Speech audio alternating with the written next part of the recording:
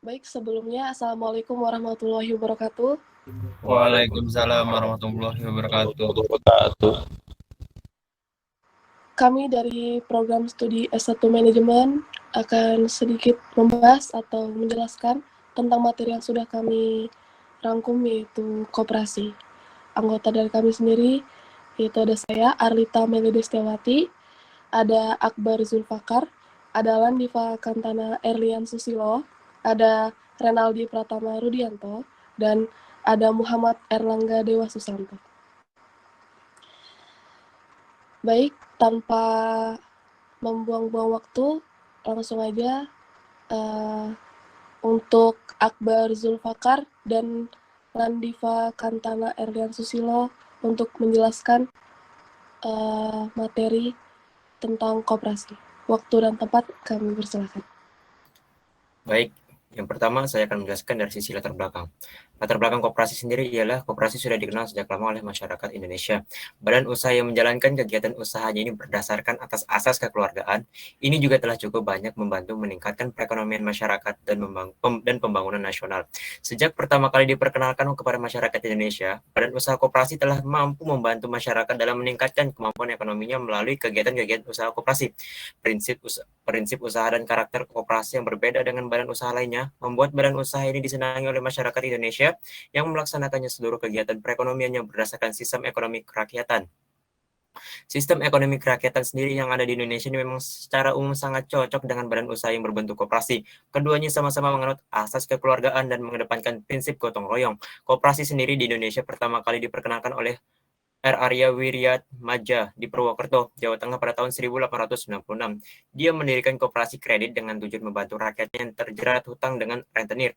Koperasi tersebut lalu berkembang pesat dan akhirnya ditiru oleh Budi Utomo. Pada perkembangan selanjutnya, Wakil Presiden Republik Indonesia yang pertama, Bapak Muhammad Hatta, menjadi salah satu tokoh nasional yang dengan gigih mendukung kehadiran koperasi di Indonesia.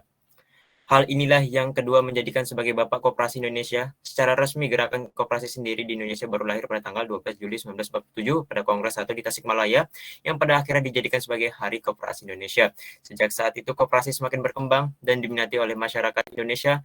Koperasi menjadi salah satu pilar penting dalam mendorong dan meningkatkan pembangunan serta perekonomian nasional. Pada awal kemerdekaan Indonesia, koperasi diatur oleh Undang-Undang Nomor 14 Tahun 1965 tentang perkoperasian. Setelah itu terjadi beberapa peraturan mengenai koperasi tersebut mengalami beberapa pergantian, mulai dari dihapusnya undang-undang tersebut dan digantikan oleh Undang-Undang Nomor 12 Tahun 1967 tentang pokok-pokok perkoperasian, kemudian oleh Undang-Undang Nomor 25 Tahun 1992 tentang perkoperasian. Pada makalah ini yang akan dijelaskan yang pertama itu sebagai rumusan masalah, bagaimanakah sejarah perkembangan koperasi di Indonesia. Yang kedua, apakah pengertian dari koperasi. Yang ketiga, bagaimanakah konsep koperasi. Yang keempat, bagaimanakah ciri-ciri koperasi. Yang kelima, bagaimanakah unsur-unsur koperasi. Yang keenam, bagaimanakah fungsi dan peranan koperasi.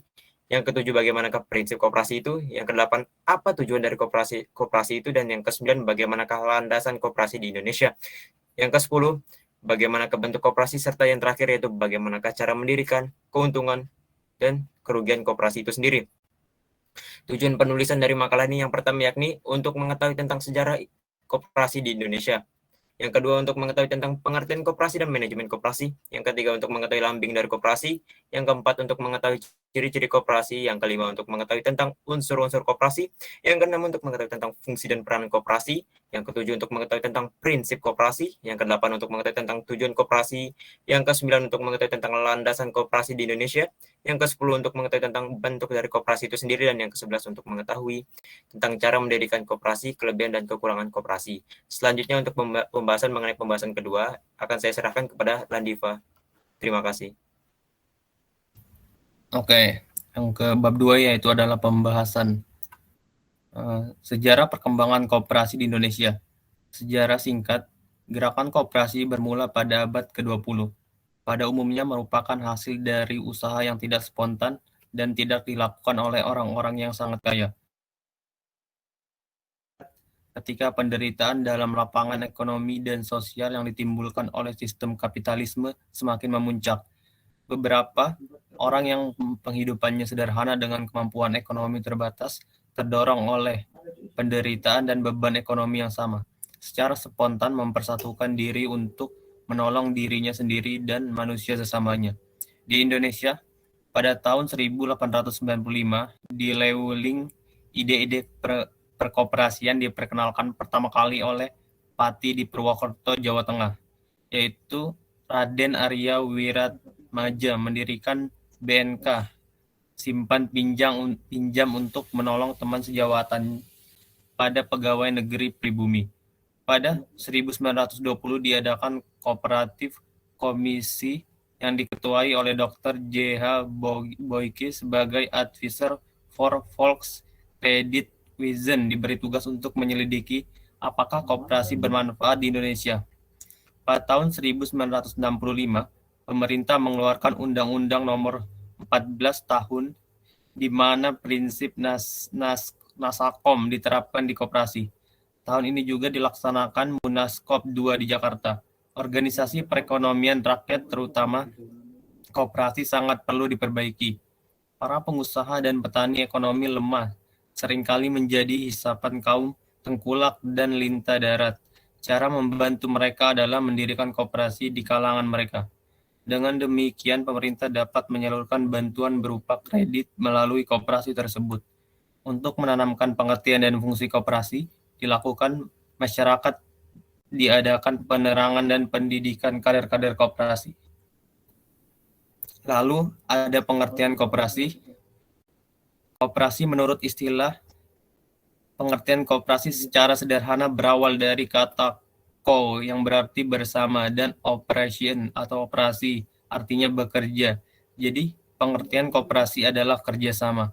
Sedangkan pengertian umum, koperasi adalah suatu kumpulan orang-orang yang mempunyai tujuan sama, diikat dalam suatu organisasi yang berasaskan kekeluargaan dengan maksud mensejahterakan anggota.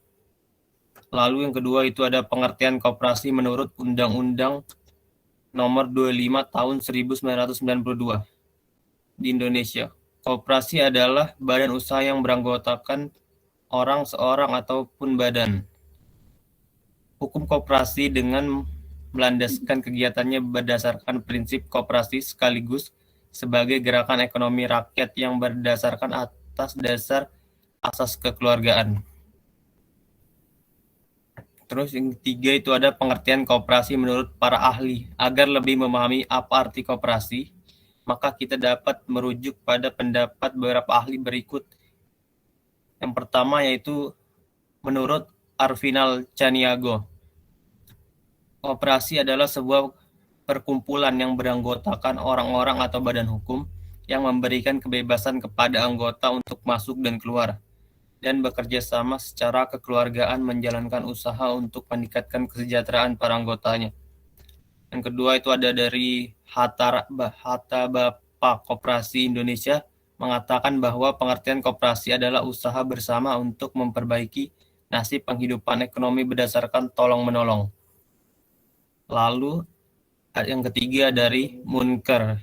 Menurut Munker, koperasi adalah organisasi tolong-menolong yang menjalankan urusan niaga secara kumpulan yang berdasarkan konsep tolong-menolong. Terus ada menurut PGV Doren. Menurutnya, serikat koperasi adalah sebuah asosiasi anggota, hak baik pribadi ataupun perusahaan yang telah secara sukarela datang bersama-sama dalam mengejar tujuan ekonomi umum.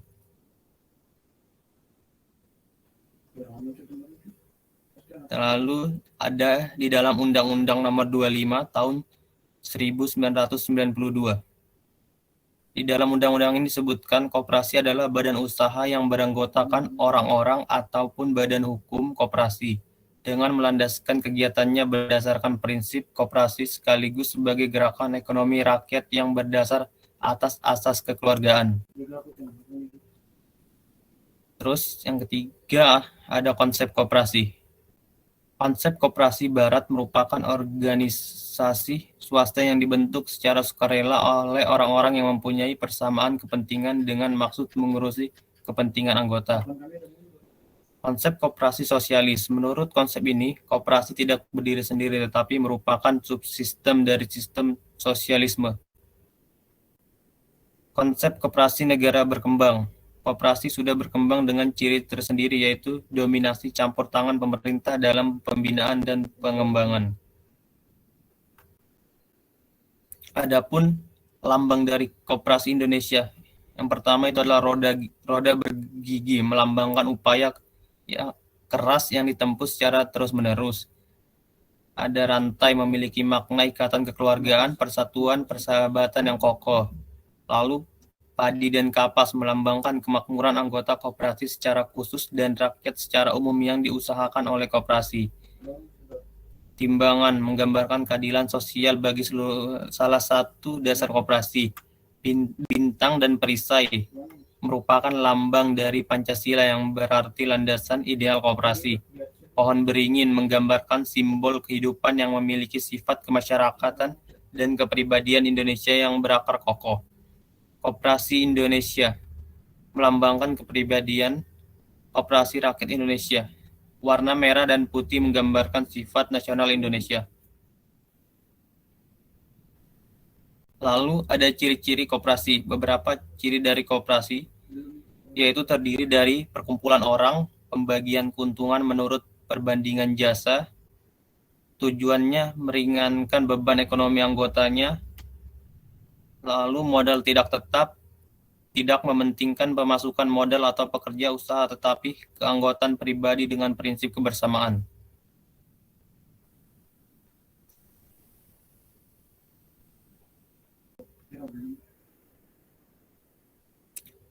Koperasi sendiri mempunyai prinsip dasar. Yang pertama, keanggotaan koperasi sifatnya terbuka dan sukarela. Lalu proses pengelolaan koperasi harus dilakukan secara demokratis.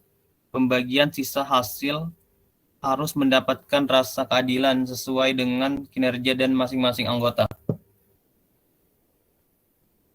Pemberian balas jasa kepada anggota disesuaikan dengan modal anggota tersebut. Lalu ada fungsi koperasi. Mengacu pada Undang-Undang Nomor 25 Tahun 1992 Pasal 4, fungsi koperasi yaitu membangun dan meningkatkan potensi ekonomi para anggota dan juga masyarakat secara umum. Koperasi memiliki peran aktif dalam meningkatkan kualitas hidup anggotanya dan juga masyarakat, memperkuat perekonomian rakyat sebagai dasar kekuatan dan ketahanan ekonomi nasional, mewujudkan dan mengembangkan perekonomian nasional yang lebih baik. Lalu ada peranan koperasi dalam perekonomian Indonesia. Peranan koperasi dalam perekonomian Indonesia yaitu membantu anggota meningkatkan penghasilan sehingga secara tidak langsung ikut serta meningkatkan taraf hidup rakyat, meningkatkan pendapatan secara adil dan merata. Ikut mengembangkan daya cipta, daya usaha orang-orang secara individu maupun sebagai kelompok. Memperluas lapangan kerja dan meningkatkan produksi masyarakat. Peran dari segi sosial, meningkatkan pendidikan dan keterampilan, membentuk masyarakat yang bertanggung jawab, yang mampu menyelesaikan masalah sendiri. Baik, untuk landasan koperasi Indonesia bisa dilanjutkan oleh Akbar Zulfakar. Baik, saya akan menjelaskan mengenai landasan koperasi di Indonesia. Sesuai dengan Undang-Undang Dasar tahun 1945, maka dalam Undang-Undang Nomor 12 tahun 1967, Undang-Undang Perkoperasian yang lama, tentang pokok-pokok perkoperasian, Pasal 2 menyebutkan tentang landasan koperasi sebagai berikut. Yang pertama, landasan ideal koperasi Indonesia adalah Pancasila, di mana kelima sila dari Pancasila tersebut harus dijadikan dasar dalam kehidupan koperasi di Indonesia. Dasar ideal ini harus diamalkan oleh seluruh anggota maupun pengurus koperasi, karena Pancasila di samping merupakan dasar negara juga sebagai falsafah hidup bangsa dan negara Indonesia. Yang kedua, ada landasan struktural Koperasi Indonesia adalah Undang-Undang Dasar 1945. Sebagai landasan geraknya adalah Pasal 33 ayat 1 Undang-Undang Dasar 1945 serta penjelasannya. Menurut Pasal 33 ayat 1 Undang-Undang Dasar 1945, perekonomian disusun sebagai usaha bersama atas asas kekeluargaan. Di rumusan tersebut Pasal 33 tercantum dasar demokrasi ekonomi. Produksi dikerjakan oleh semua untuk semua di bawah pimpinan atau pemilikan anggota-anggota masyarakat. Yang ketiga ada landasan mental. Landasan mental sendiri merupakan landasan koperasi di Indonesia yang memiliki setia kawan dan kesadaran pribadi. Landasan itu mencerminkan dari kehidupan bangsa yang telah berbudaya, yaitu gotong royong. Setia kawan merupakan landasan untuk bekerja berdasarkan atas asas kekeluargaan. Landasan operasional sendiri merupakan landasan operasi di Indonesia yang ketentuan-ketentuan operasionalnya yang harus ditaati dan dipatuhi oleh anggota, pengurus, manajer, dan karyawan koperasi dalam melaksanakan tugas, fungsi, dan tanggung jawab dalam koperasi. Landasan operasional koperasi berupa undang-undang dan peraturan-peraturan yang disepakati secara bersama. Berikut ini yaitu landasan operasional koperasi di Indonesia. Menurut Undang-Undang Nomor 25 Tahun 1992 tentang pokok-pokok perkoperasian, yang B, anggaran dasar dan anggaran rumah tangga koperasi. Yang J, bentuk koperasi. Koperasi terdiri dari dua bentuk, yaitu koperasi primer dan koperasi sekunder. Koperasi primer ialah koperasi yang beranggotakan seseorang yang dibentuk oleh sekurang-kurangnya lebih dari 20 orang. Koperasi primer memiliki otonom untuk mengatur sendiri jenjang tingkatan, nama dan norma-norma yang mengatur kehidupan koperasi sekundernya. Yang kedua yaitu koperasi sekunder. Koperasi sekunder sendiri merupakan koperasi yang beranggotakan badan-badan hukum koperasi yang dibentuk oleh sekurang-kurangnya 3 koperasi yang telah berbadan hukum. Koperasi sekunder didirikan dengan tujuan untuk meningkatkan efisiensi, efektivitas, dan mengembangkan kemampuan koperasi primer dalam menjalankan peran dan fungsinya. Oleh sebab itu, pendiri koperasi sekunder harus didasarkan pada kelayakan untuk mencapai tujuan tersebut. Cara mendirikan koperasi. Cara mendirikan koperasi yang pertama sebagai syarat pendirian koperasi yaitu koperasi primer dibentuk oleh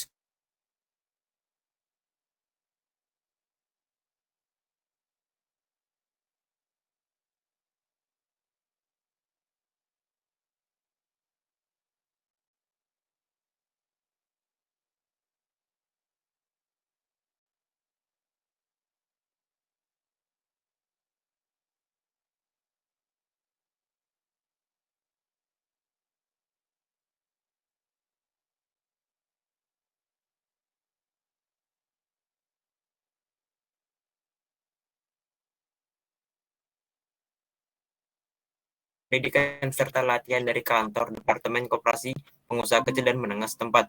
Yang ketiga, rapat pendirian. Proses pendirian sebuah koperasi diawali dengan penyelenggaraan rapat pendirian koperasi oleh anggota masyarakat yang menjadi pendirinya.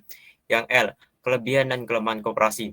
Kelebihan koperasi sendiri yaitu anggota koperasi berperan sebagai konsumen dan produsen. Yang kedua, dasar sukarela. Orang terhimpun dalam koperasi atau masuk menjadi anggota dengan sukarela. Yang ketiga, usaha koperasi tidak hanya diperuntukkan kepada anggota saja, tetapi juga kepada masyarakat pada umumnya. Yang keempat, koperasi dapat melakukan berbagai usaha di berbagai bidang kehidupan ekonomi rakyat. Yang kelima, sisa hasil usaha atau SHU yang dihasilkan koperasi dibagikan kepada anggota sebanding dengan jasa usaha masing-masing anggota. Kekurangan koperasi. Kekurangan koperasi sendiri yakni koperasi sulit berkembang karena keterbatasan di bidang permodalan. Yang kedua, kemampuan tenaga profesional dalam pengelolaan koperasi. Yang ketiga, kurangnya kerjasama antara pengurus, pengawas, dan anggotanya. Yang keempat, tidak semua anggota koperasi berperan aktif dalam pengembangan koperasi. Yang kelima, koperasi identik dengan usaha kecil sehingga sulit untuk bersaing dengan badan usaha lain. Pengertian manajemen koperasi. Menurut Peter Davis, pada tahun 1999 memformulasikan bahwa manajemen koperasi diselenggarakan oleh orang-orang yang bertanggung jawab untuk mengelola koperasi. Nilai-nilai dan kekayaannya, mereka ini mengerahkan segala kemampuan kepemimpinannya dan memilih kebijakan untuk mengembangkan koperasi berdasarkan hasil latihan profesional perkoperasian, sehingga dapat disimpulkan bahwa manajemen koperasi ialah kegiatan profesional yang dilakukan koperasi untuk membantu seluruh keanggotaannya koperasi di dalam mencapai tujuannya. Lebih lanjut lagi, perlu dijelaskan bahwa manajemen koperasi tidak didasarkan pada pemaksaan wewenang, melainkan melalui keterlibatan dan partisipasi. Para manajer profesional koperasi menggunakan metode yang sama seperti manajemen pada umumnya. Hanya saja, nilai-nilai dan tujuan yang harus diperjuangkan metode itulah yang membuat manajemen koperasi unik dan berbeda dari manajemen lainnya. Fungsi utama adalah mengupayakan kepemimpinan koperasi bagi anggota dan pengurus terpilih di dalam pengembangan kebijakan dan strategi yang akan memberdayakan koperasi dalam mewujudkan cita-cita atau tujuannya. Dengan menyatukan manajemen koperasi sebagai bagian dari koperasi dan sebagai representasi prinsip-prinsip penting koperasi itu sendiri, kita dapat mengembangkan manajemen dan demokrasi itu dalam koperasi sebagaimana dinyatakan Peter Davis sebagai berikut. Pengembangan prinsip-prinsip manajemen koperasi akan membuat perusahaan koperasi harus dikelola secara profesional dan kooperatif sedemikian rupa sehingga keterlibatan anggota dan demokrasi akan tetap menjadi kunci keberhasilan dalam praktek koperasi. Mungkin itu saja yang bisa saya jelaskan. Lebih dan kurangnya mohon dimaafkan. Saya kembalikan kepada moderator. Terima kasih. Oke, baik. Terima kasih untuk Akbar dan Landiva atas pembahasannya tadi tentang materi koperasi. Mungkin sudah cukup jelas. Dan sekarang saya membuka sesi tanya jawab. Saya sendiri sudah menyiapkan pertanyaannya. Pertanyaan yang pertama, bagaimanakah ciri-ciri koperasi itu sendiri? Mungkin untuk Erlangga bisa dijawab secara singkat. Untuk waktu dan tempat, saya persilahkan.